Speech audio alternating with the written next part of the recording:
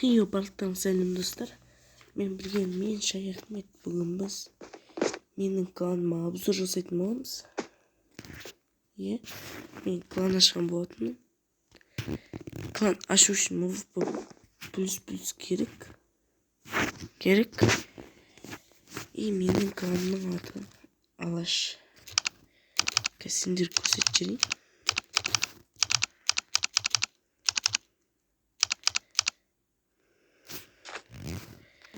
Менің кланым клан Алаш, создатель 8 кісі, лидерхан 8 кісі. Ашқан күні 5.09.2025 жыл и сағат 6:20:46 дейді.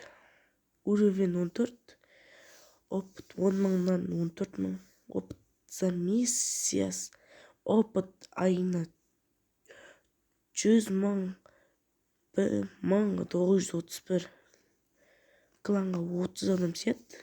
И бізде кланда 29 адам бар.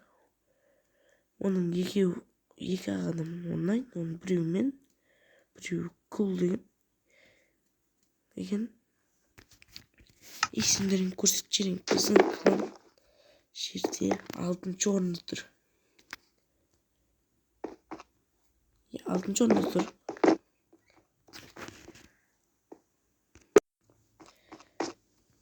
Біздің клан 6-шы орында тұр. Бұйырса келесі сезонда да топ-10-ға кіруге тырысамыз.